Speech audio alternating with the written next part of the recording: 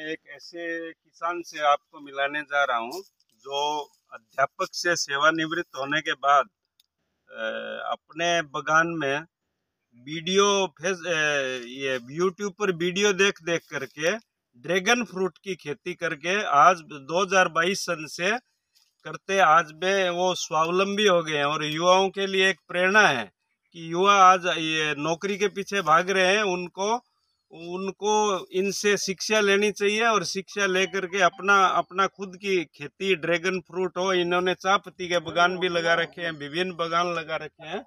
तो आज मैं इनको दिखा रहा हूँ इनके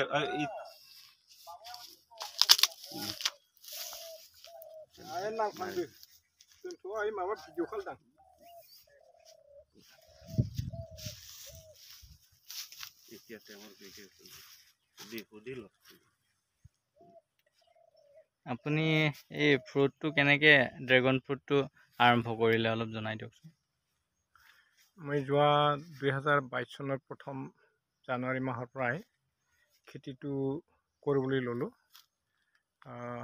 ইয়াৰ বীজ বেংগলৰ পৰা আনিলোঁ।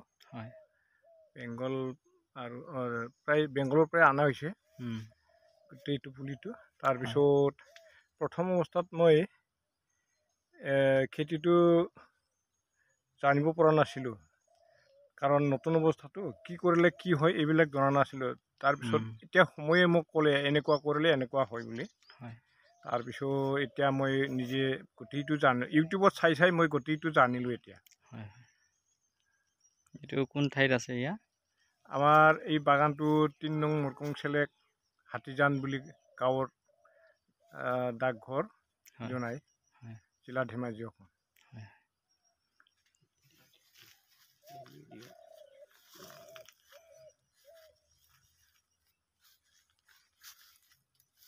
আপুনি এইটো ভিডিঅ' লোৱাৰ পাছত আপোনাৰ এই পোকটো ক'ত ধৰে কেনেকৈ ধৰে আপুনি এইটো ভিডিঅ'টো লৈ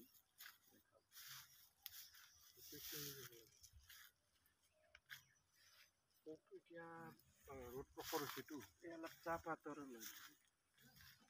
এইফালেও আছে বগৰী, চাহপাতি বগৰী, ডালিম, কমলা।